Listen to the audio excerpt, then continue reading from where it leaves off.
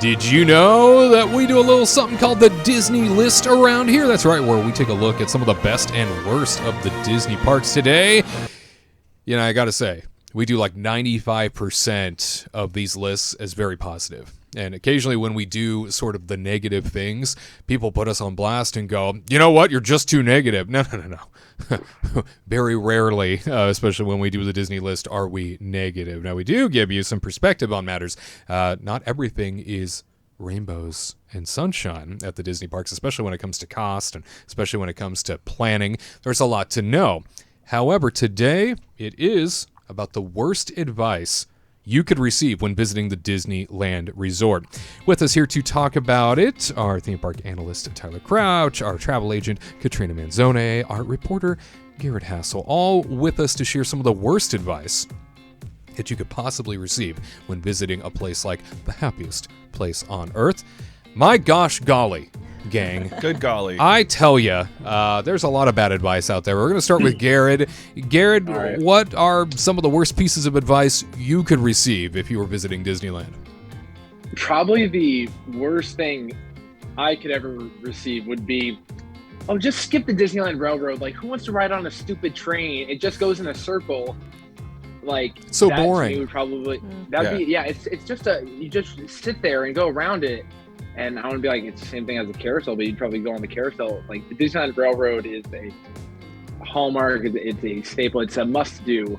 And if someone ever gave me that advice, I would never trust them again, and I would do everything I could to make sure they never get to step foot into Disney for using such blasphemy words. Oh, would you tell them good day? I would, and I would say, "Good day." Good day, sir. And I would honk at them like a goose. Good. Absolutely. And they would they'd be like, "Whoa, what is going on?" I would share similar sentiments. Scare them away. Yeah. And then my second one, I really had to. I was trying to think, have I ever gotten any bad advice? And I did, and it was when I was younger. They're like, "Oh, don't skip the Storybook Land canal boats. You just go through it. You just go through that shark." And I'm like, one, it's a whale. Like, it's a whale. It's not a monstro. But and there were several years that until I'd probably hit my late teens, I didn't go on this attraction because I always thought, like, why would I want to go on this little thing? But it is one of the most unique and peaceful and tranquil and just beautiful attractions you can actually go on. It is so serene.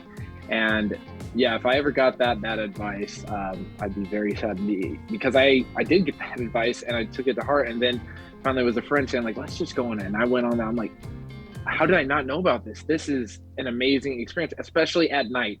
At night is I think the best time to do it. It's so magical. And if the fireworks go off, they stop the boat and you get a private viewing, and it's just a great attraction. And it is much more than going through a whale. You get to experience all the different lands in the Disney worlds. And I like how they actually update it.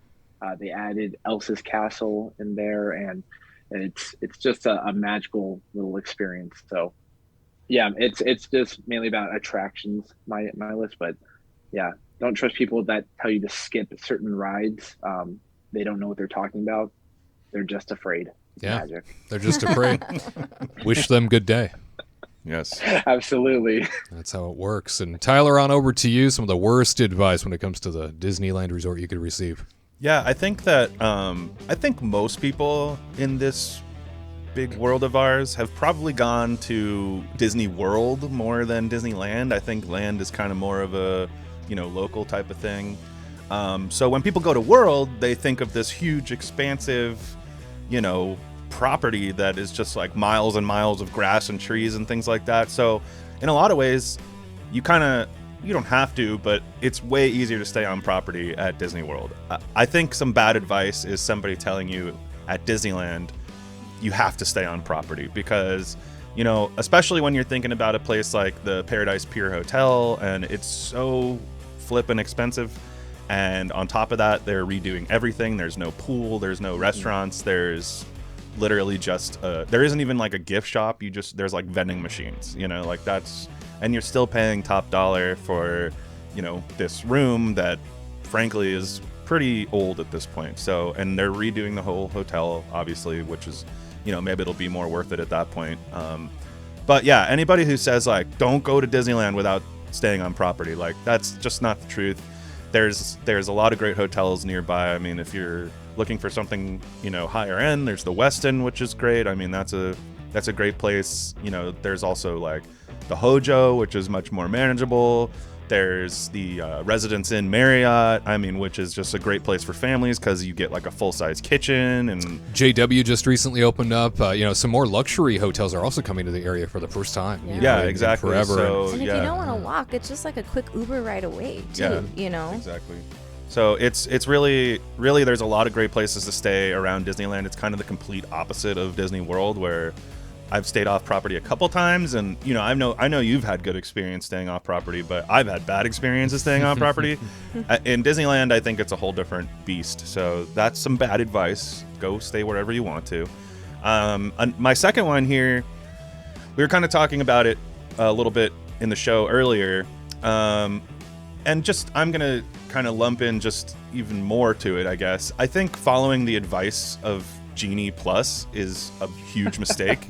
Like, it really, really is. And just in general, creating a plan ahead of time and thinking to yourself, we have to stick to the plan. No. It's just not going to work. I'm sorry. So you can plan out a basic outline, but if you think you're going to like manage all day long of like, okay, we're going to eat lunch for 45 minutes here, and then we're going to go to this ride, and then we're going to go, just have fun and play it cool. Have your outline, but don't just think it's like the Bible of Disneyland at that point, And their recommendations are bad. And the thing about Genie Plus is it'll be like, hey, now maybe it's a good idea. You're in Frontierland. Do you want to spend 30 minutes at the shooting gallery? It's like, no, no, I don't think I do. Like, the shooting gallery is cool, but I'm not going to spend 30 minutes there, my dude. Like, so, it's something to just keep in mind that, like, yes, make your outline, have a plan of what you want to do, but don't treat it like you're failing if you don't follow each plan step by step, because it's not going to happen. It just won't. And you're going to need to make extra time for things, or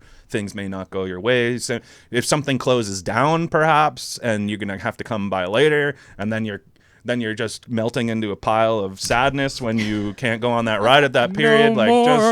Just relax, take a breath, you'll be fine. So grab a churro. Yeah. Grab a churro. That's right. Those are my two worst advices. Awesome. Very good. Katrina, how about you? Oh my gosh. When someone says, just go to the park, you don't need dining reservations. Oh God. It's easy to find them. You can just walk up. It's fine. When did you go? 1980s? Yeah, what decade was that? Oh man, if you know you want to eat at a sit-down restaurant, plan it. Mm-hmm. Do not just show up to the park day of, or think that you're going to be able to grab it like in the olden days 2 days before and there'd be an ample amount of reservations available and think you're going to get it. Like, yeah, there may be like walk-ups and stuff available if you keep checking, but with how it's been happening now, there is never a walk-up available, and even just a wait list walk-up is unheard of anymore.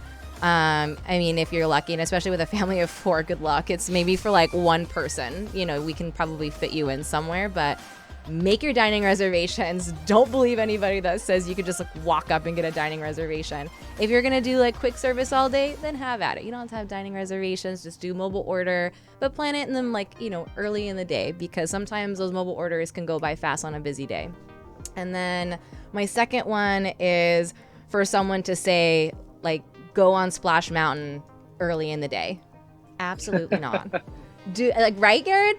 Do not wait until the end of the night. No one goes over there. Wait until you don't even get that soaked, honestly. Yeah, and if you're in the front row, okay, maybe the first 2, but usually at the end of the night, like Tyler and I usually sit by ourselves in our own little boat, and then we sit in the middle 2, because if we're by ourselves, we have to sit in the middle. But you might get a little wet on your feet, here and there. But it's the end of the night. You're gonna go home anyway. So, and then you can ride it sometimes like over and over and over again if you want to, instead of waiting. Yes, it's hot outside. It sounds really nice to go on Splash Mountain and wait 75 minutes in a line, and then finally get a little bit of wet, and then you're like, oh my God, that was so fun.